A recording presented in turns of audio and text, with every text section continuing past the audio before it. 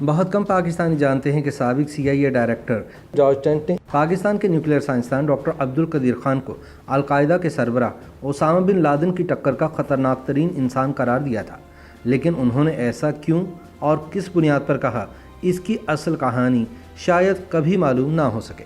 BBC کی ایک report کے مطابق 11 دسمبر سن 2003 کو امریکی خفیہ ایجنسی CIA اور برطانوی انٹیلیجنس ایجنسی MI6 کے افسران کا ایک گروپ لیبیا میں ایک خصوصی طیارے پر سوار ہونے کو تھا جب انہیں خاکی لفافوں کا ایک پلندہ تھمایا گیا۔ یہ ٹیم لیبیا کے حکام کے ساتھ انتہائی اہم مذاکرات کے ایک خفیہ مشن کے اختتام کے قریب تھی۔ جب انہوں نے جہاز میں سوار ہو کر ان خاکی لفافوں کو کھولا تو انہیں علم ہوا کہ انہیں وہ اہم شواہد دیے گئے ہیں جن کی انہیں اشد ضرورت تھی۔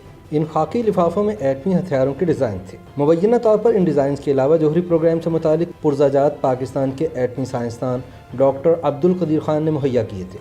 BBC کے مطابق گزشتہ نصف صدی میں عالمی سلامتی کے حوالے سے ڈاکٹر عبدالقدیر خان ایک اہم ترین شخصیت تھے۔ ان کی ذات دنیا کی خطرناک ترین ٹیکنالوجی کے حوالے سے جاری لڑائی، جہاں یہ ٹیکنالوجی رکھنے والے اور اس کو حاصل کرنے کے خواہش مند آمنے سامنے ہیں، اس کہانی کا ایک اہم محور تھی۔ سابق CIA ڈائریکٹر جارج ٹینٹ نے EQ خان کو کم از کم اسامہ بن لادن جتنا خطرناک قرار دیا تھا۔ انہوں نے یہ موازنہ اس وقت پیش کیا تھا جب یہ پتہ لگ چکا تھا کہ اسامہ بن لادن 9/11 حملوں کے ماسٹر مائنڈ ہیں۔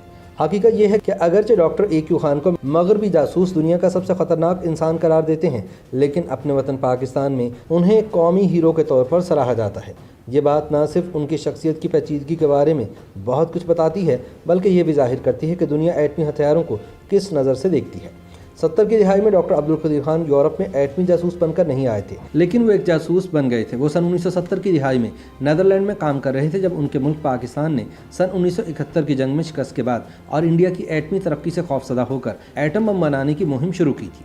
ڈاکٹر EQ خان ایک یورپی کمپنی میں یورینیم افزودگی کے لیے سینٹریفیوجز بنانے کے کام میں شامل تھے۔ افزودہ یورینیم کو ایٹمی توانائی کے لیے استعمال کیا جا سکتا ہے اور اگر اسے ایک حد سے زیادہ افزودہ کیا جائے تو اس سے ایٹم بم بھی بنایا جا سکتا ہے۔ BBC کے مطابق ڈاکٹر عبدالقدیر خان اس دور کے جدید سینٹریفیوجز کے ڈیزائن نقل کرنے میں کامیاب ہوئے اور اپنے ملک واپس لوٹ آئے، جہاں انہوں نے ایک خفیہ نیٹ ورک تشکیل دیا جس میں بیشتر یورپی کاروباری افراد تھے جو انہیں ایٹم بم اور سینٹریفیوجز کی تیاری کے لیے اہم ترین اجزاء یعنی خام مال سپلائی کرتے تھے۔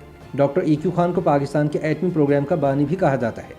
انہوں نے نہایت احتیاط کے ساتھ اپنی ایک کہانی تیار کی جس نے انہیں انڈیا کے خطرے کے خلاف پاکستان کی حفاظت کے لیے ایٹم بم تیار کرنے والے قومی ہیرو کا درجہ دلوا دیا۔ ڈاکٹر عبدالقدیر خان نے ایٹمی ہتھیاروں کے اجزاء فراہم کرنے والے اپنے خفیہ نیٹ ورک کو درآمد سے برآمد کی طرف موڑ دیا اور وہ دنیا بھر میں گھومنے والی ایک شخصیت بن گئے اور انہوں نے کئی ممالک کے ساتھ معاہدے اور سودے کیے۔ ان میں سے بہت سے ممالک کو مغربی ممالک باغی ریاستیں سمجھتے تھے۔ BBC کی رپورٹ کے مطابق ایران کے شہر نتنز میں ایٹمی پروگرام کے لیے سینٹریفیوجز کی تیاری کا پروگرام، جو حالیہ برسوں میں شدید عالمی سفارتکاری کی ایک وجہ بنا رہا ہے، اس کا نمایاں حصہ ڈاکٹر عبدالقدیر خان کے فراہم کردہ ڈیزائن اور مواد سے بنایا گیا تھا۔ ایک ملاقات میں EQ خان کے نمائندوں نے ایران کو ایک ایٹمی پروگرام کی تیاری میں استعمال ہونے والے مواد اور اجزاء کی ایک فہرست فراہم کی تھی جس میں قیمتیں بھی درج تھیں اور ایرانی حکام اس کے مطابق مال کا آرڈر دے سکتے تھے۔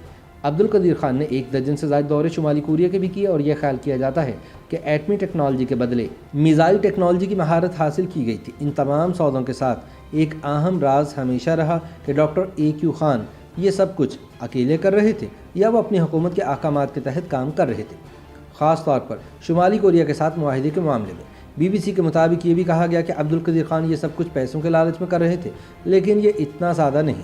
وہ اپنے ملک کی قیادت کے ساتھ مل کر کام کرنے کے ساتھ ساتھ جوہری ہتھیاروں پر مغربی ممالک کی اجارہ داری کو ختم کرنا چاہتے تھے۔ انہوں نے ایٹمی ٹیکنالوجی پر مغربی ممالک کی اجارہ داری کو تنقید کا نشانہ بناتے ہوئے اسے مغربی منافقت قرار دیا تھا اور سوال کیا تھا کہ چند ممالک کو اپنے تحفظ اور دفاع کے لیے یہ ہتھیار رکھنے کی اجازت کیوں دی جانی چاہیے اور دوسروں کو کیوں نہیں۔ ایک مرتبہ انہوں نے یہ بھی کہا تھا کہ میں پاگل یا بیوقوف انسان نہیں، وہ مجھے ناپسند کرتے ہیں اور میرے خلاف ہر طرح کے من گھڑت اور بے بنیاد الزامات لگاتے ہیں کیونکہ میں نے ان کے اسٹریٹجک منصوبوں کو خراب کر دیا ہے۔ BBC رپورٹ کہتی ہے کہ برطانوی انٹیلیجنس ایجنسی MI6 اور امریکی CIA نے عبدالقدیر خان کی نگرانی شروع کر رکھی تھی۔ انہوں نے ان کے بین الاقوامی دوروں پر نظر رکھنا شروع کی، ان کی فون کالز کو ٹیپ اور پکڑنا شروع کر دیا اور ان کے نیٹ ورک میں گھس گئے اور اس کے لیے انہوں نے EQ خان کے نیٹ ورک میں شامل افراد کو بھاری رقوم کی پیشکش بھی کی۔ بعض مواقع پر کم از کم $10 لاکھ تک رقم کی پیشکش کی گئی تاکہ ان کے نیٹ ورک کے اراکین کو اپنا ایجنٹ بنایا جا سکے اور ان کے رازوں کو حاصل کیا جا سکے۔ BBC کے مطابق ایک CIA اہلکار کا کہنا تھا کہ ہم ان کے گھر کے اندر تھے، ہم ان کے دفاتر میں تھے، ہم ان کے کمروں میں تھے۔ 9/11 کے حملوں کے بعد خطرہ بڑھ گیا تھا کہ دہشت گرد بڑے پیمانے پر تباہی پھیلانے والے ہتھیاروں تک رسائی حاصل کر سکتے ہیں، اور یہی مشکل اور پیچیدگی پاکستان سے نمٹنے اور اسے ڈاکٹر AQ خان کے خلاف کارروائی کرنے پر آمادہ کرنے میں تھی۔ BBC کا دعویٰ ہے کہ مارچ سن 2003 میں جب برطانیہ اور امریکہ عراق پر بڑے پیمانے پر تباہی پھیلانے والے ہتھیاروں کی وجہ سے حملہ کر رہے تھے تو لیبیا کے رہنما کرنل معمر قذافی نے یہ فیصلہ کیا کہ انہیں اپنے ایٹمی پروگرام کے منصوبے سے چھٹکارا حاصل کرنے کی ضرورت ہے۔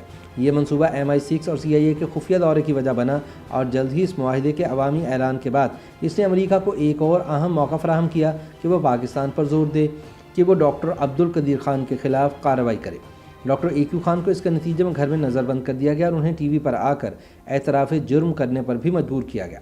انہوں نے اپنی بقیہ زندگی ایک عجیب صورتحال میں بسر کی جہاں وہ نہ آزاد تھے اور نہ ہی قید۔ انہیں آج بھی پاکستانی عوام کی جانب سے ایٹم بم بنانے پر ملکی ہیرو اور نجات دہندہ قرار دیا جاتا ہے۔ انہیں بیرونی دنیا کا سفر کرنے اور بات کرنے سے روک دیا گیا۔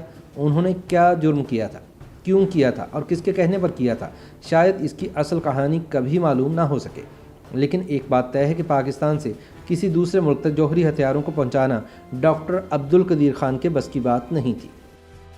YouTube پر گوگلی نیوز دیکھنے کے لیے youtube.com کی سرچ بار میں گوگلی نیوز TV ٹائپ کریں۔ گوگلی نیوز کے پیج پر سرخ رنگ کے سبسکرپشن والے بٹن پر کلک کرنا نہ بھولیے۔ YouTube پیج پر اپلوڈ ہونے والی ویڈیوز سے باخبر رہنے کے لیے بیل آئیکن پر کلک کیجیے۔ آپ کو ہر نئی ویڈیو کے بارے میں نوٹیفیکیشن موصول ہو جائے گا۔